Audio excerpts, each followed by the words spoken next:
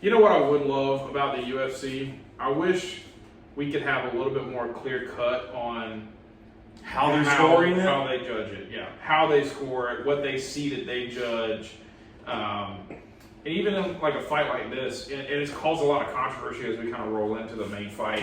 Like Conor obviously lost in a TKO doctor stoppage because he made sure it was doctor stoppage. About 18 times, yeah.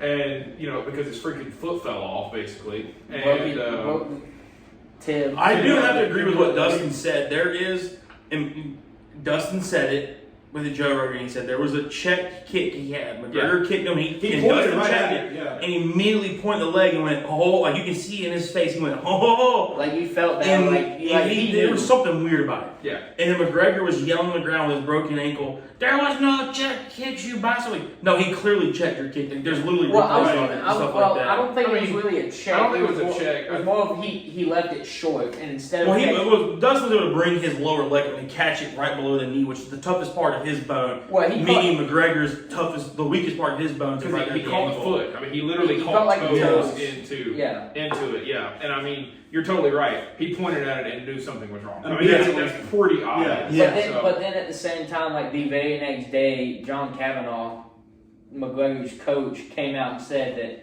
that they were going hard in training camp and think they may have tweaked it in training camp too. But that, of course, that's not going to come out. No, they're going to say all kinds of weird stuff. But according to him, that he thinks that there may have been some strain on it from training camp. Like my thing is like they took 4 days off from him doing any type of leg attacks.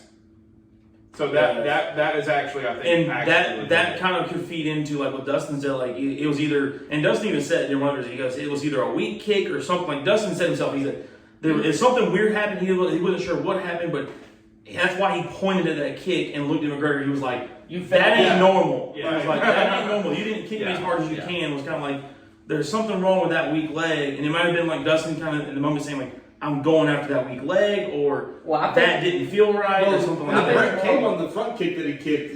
He hit him in his elbow, and that's what ultimately broke the leg. On that front kick at the very end of the round when he fell backwards. Yeah. He didn't see it. He planted his foot and went to rotate, and then the leg just snapped and gave out. Yeah. So I think it wasn't some more of the front kick, because he threw a punch, and when that left foot came up, and he went to kind of like you're saying plant and twist on it, is when it just kind of rolled over his ankle almost. And I do have to say, I think it was a very bad look from McGregor the way he handled it all. Like you're down with a broken ankle, you're cussing on stuff. He was talking about how his wife's in Dustin's wife is in DMs, but like when you go look at the video of McGregor like screen recording it, there's a reason he does not show what Mrs. Poirier is sending him. Have you noticed that? Yeah. In the DMs it says, do you want to accept her message? And that's all it says. There's a reason why he won't show what those messages are. Because it most likely is her just saying, you're a piece of shit for talking about my husband the way you are. Probably, like that. Yeah. Probably. But like I do understand like McGregor's like past of being like a very aggressive and shit talking personality. But I think he just went way past the line. I think on this fight and just being super aggressive and for no reason. Yeah, and like being an I asshole. agree with what Dustin said. And when it comes to trash talk, there's no hold barred. But there's certain lines you don't cross. In trash talk. You don't talk about literally murdering people and then doing like there's people out there that got like pictures of him like showing that he's gonna shoot Dustin for it. Like he's doing like McGregor's doing this, like I will kill you. Like you don't do stuff like that. Like, at the end with of the the finger day, gun to the head. At the end of the day, like y'all both have families. This is a fight. This is a sport. Yeah. At the end of the day, y'all both want to go home safe and sound to your family. One of my favorite parts though is Dustin at the end. He's talking to Joe, and people are kind of like booing, like it's like a mixed crowd. People are cheering, people are booing, and Dustin goes, "And to everyone booing out there, you can kiss my whole asshole." He was like, "Screw all of you haters!" Like, oh, that was a great. But I definitely don't think this feud's over. Like Dustin said. McGregor's pity enough to come back just to fight Poirier. Well, no, but even like in the post-fight interview, he said either we'll fight in the ring, or we'll fight in the parking lot. Like, like this feud isn't over. So I feel like Dustin's going to get a shot at the title. I don't think he's going to beat Charlie, Charles Olivier. But I don't think so either. But either way, I mean, Dustin's a good fighter, not a great fighter, and whether he likes it or he's got 20 wins for a reason. Yeah, well, whether he likes it or not, Conor McGregor is his stepping stool right now because Conor's brand and Conor's name is going to continually draw these people. And I had a conversation with Garrett actually earlier today about it because he kind of asked me. He didn't get to make it to see it, and he kind of asked me, what I thought. And I mean, Conor McGregor, current day, is nowhere near the guy or fighter he was early in his career when he was hungry.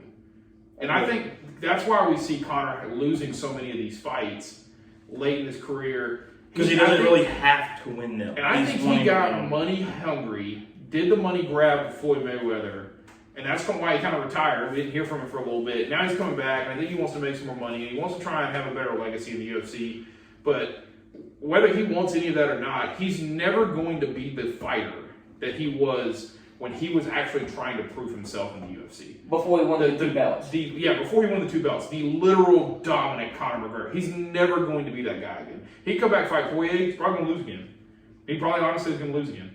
Like, if they fight from here on out, they can fight 5 more fights, and I honestly think Poirier will probably beat him 4 out of 5. I see that. I mean, it just, I think Dustin obviously hates Conor that much. But for the UFC, and Conor said this, and I hate to say it, it's kind of like LeBron James in the NBA. The UFC has to have Conor McGregor fighting because they need that. Well, yeah, like McGregor sent out that tweet of a picture of him on the stretcher, and all it said was, "The UFC needs people like me." Yeah, I mean, you got to have the bad boys. You got to have the they do Right. the over the top, The crowd getters. Yeah. Yeah, you got to be. It's like what we talked about a few weeks ago, where like Brooks Koepka and DeChambeau, this feud that they have that's actively going on. People know they hate each other. Is great for golf. It's so much better for a little physical combat sport that 2 people literally will fight to the death. Yeah. They're like, I am going to die after this dude because I want to make sure he dies first. I don't know, and I think that's what the UFC is at its most predominant peak ever. I mean, it's clearly It's taken over from boxing, all kinds of other combat sports. Boxing's done. But I think UFC is the most popular it's ever been. But I also think that there's a little bit of a miss with a lot of all the people that are doing UFC now, all the fighters that we have. There's not the people like the Jorge Masvidal or some of the old school fighters that literally actually probably would be willing to die in that octagon. I'm talking about like Tito Ortiz, Chuck Liddell, Forrest Griffin, those type of guys that were.